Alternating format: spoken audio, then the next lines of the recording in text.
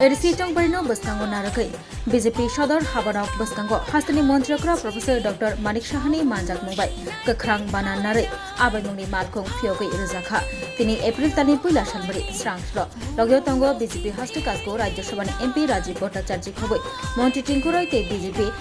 याकचो काजको पापिया दत्त जुदा आदमरक आबायमुंनि मालखौ फियोगै रोखा हास्तनि मन्त्रिक्रा प्रोफेसर डॉक्टर मानिक साहा गोख्रां बानान नारै इलेक्शन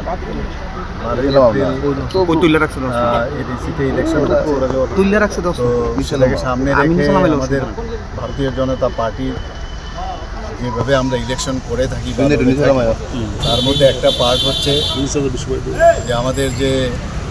বিভিন্ন যে সাজসজ্জার যে একটা রথ বা গাড়ি আমরা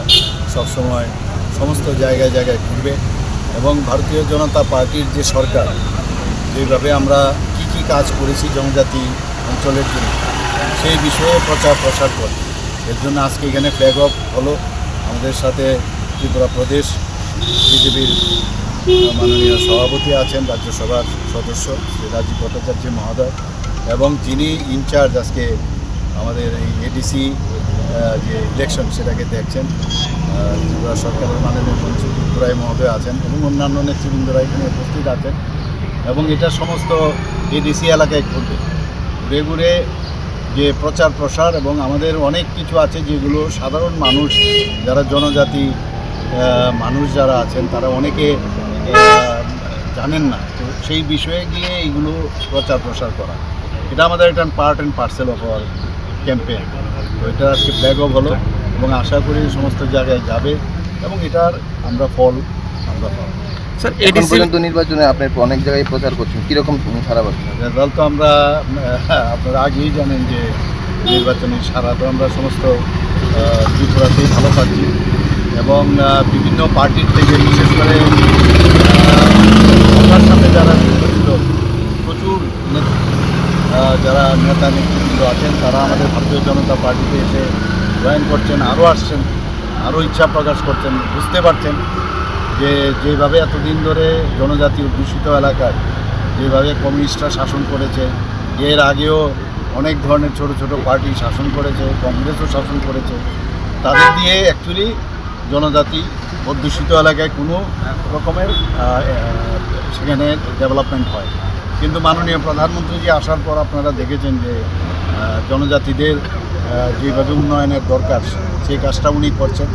এবং ওনার যে মার্গদর্শন সামনে রেখে আমরাও ত্রিপুরা সরকারও সেইভাবে কাজ করছি মানুষ বুঝতে পারছে যে ভাওতা দিয়ে রাজনীতি চলবে সত্যিকারের অর্থে কাজ করতে হবে বলছি না কাজ একদম 100% আমরা করে দিচ্ছি কিন্তু আমাদের একটা প্রচেষ্টা ছিল এবং এখনও আছে এবং আমরা আগামী দিনও করব এবং মানুষ সেটা বুঝতে পেরে যে ভারতীয় জনতা পার্টি ছাড়া আমাদের যে জনজাতি এলাকা আছে সেখানে উন্নয়ন হবে উন্নয়নের নামে উন্নয়ন এবং সেখানে আমরা করাপশন এক্সট্রিম আমরা দেখেছি এবং এটা বুঝতে হবে এখানে অনেককে দেখা গেছে অফিসারদেরকেও দাঁড় করিয়েছে যে সেই অফিসারের কি রোল ছিল সেটাও কিন্তু আমরা বের করবো আগামী দিন তো এগুলো আছে আমরা আস্তে আস্তে করে সবকটাই কিন্তু আমরা দেখব এগুলো এবং মানুষের কাছে আমরা তুলে ধরবো বিষয়গুলো আর আবার আমি আপনাদের মাধ্যমে বলছি যে আমরা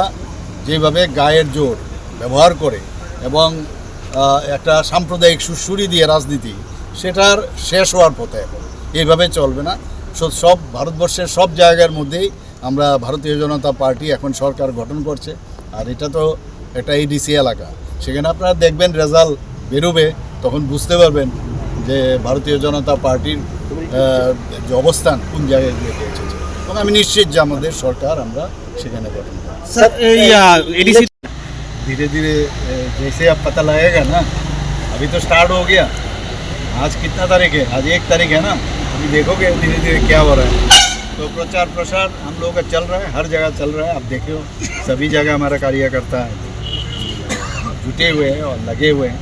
और आने वाले दिन हम लोग भी जाएंगे सभी कल हमारा सभापति जी भी गए हैं सब जगह तो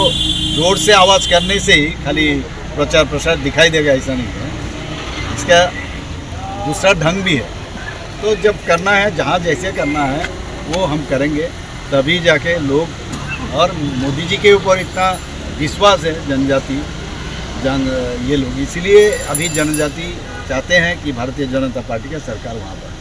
স্যার এডিসিতে দেখা গেছে সরাসরি মন্ত্রী গাড়ির উপর আক্রমণ করা হয়েছে, যারা আক্রমণ করা হয়েছে তাদেরকে কি বলবেন এবং যে পার্টি থেকে করা হচ্ছে সেই পার্টিকে কেমনভাবে না, দেখছেন? আমি তো বললাম ওদের কাছে যখন ফ্রাস্ট্রেশন আসে, ফ্রাস্ট্রেশনের আরেক নাম হচ্ছে যে মানে সন্ত্রাসবাদ। এর আগেও আমরা অনেক পার্টি দেখেছি যখন ফ্রাস্ট্রেশন আসে, তো ফ্রাস্ট্রেটেড তারা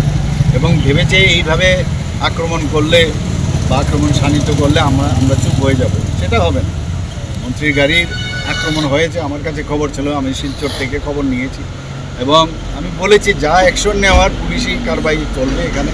এবং এইভাবে করে হবে না। মানুষ শান্তি চায় এবং শান্তির জন্যই আমরা এই এডিসি এলাকা আমরা জয় করতে চাই এবং ভারতীয় জনতা পার্টি সরকার সেখানে হবে। আরেকটা বিষয়, বিভ্রান্তি করার যে চেষ্টা, অনেক সময় অনেক জায়গায় বলছে যে এডিসির যে কিছু কিছু জায়গা নাকি আমাদের সরকার নগর পঞ্চায়েত বানাচ্ছে। তো একবার এক একটা ইস্যু আপনারা সবাই জানেন বিভিন্ন। তো এইরকম আমি আবার বলছি আপনাদের মাধ্যমে, এক রত্তি জায়গাও আমরা এডিসির কোনো অংশ আমাদের কোনো জায়গায় থেকে আমরা নেব। যা আইন আছে আইন মাফিকই সেটা হবে। কোনো অবস্থা আমরা তো চাই এডিসি কোথায়, এডিসিও তো ত্রিপুরার মধ্যেই, তো টোটাল তো ত্রিপুরার উন্নয়ন চাই। এডিসির উন্নয়ন আমরা